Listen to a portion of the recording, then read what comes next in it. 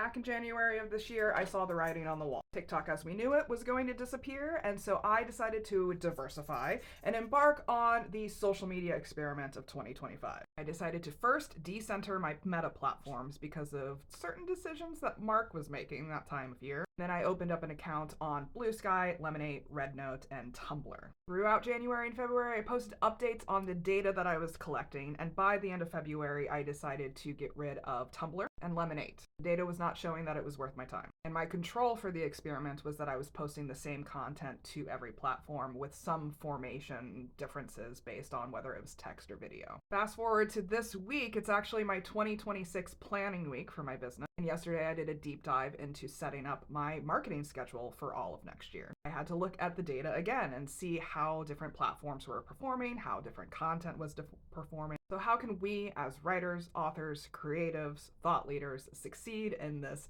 hellscape that is social media? The big surprise for me was how well RedNote performed. I began my account on January 13th of this year, which was about 10 months ago. I have amassed 1,581 followers so far, which roughly breaks down to 158 followers per month. My audience is 75% femme, they are 35 plus, and they exist in LA and Seattle. I began my TikTok account in November of 2021, which was roughly 60 months ago, and I've amassed 2,208 followers so far. That's about 37 followers per month. Again, my audience is about 75% femme. They are 25 to 44 years old, and they are US. The other account that has been rapidly growing this year has been my YouTube Shorts account. I began doing shorts in May 2025. That's about a little under 6 months ago, and I've amassed 209 followers, which roughly equates 35 followers per month. My audience is again 71% femme. They are 25 to 34, and they exist in the US. Obviously, RedNote is outperforming both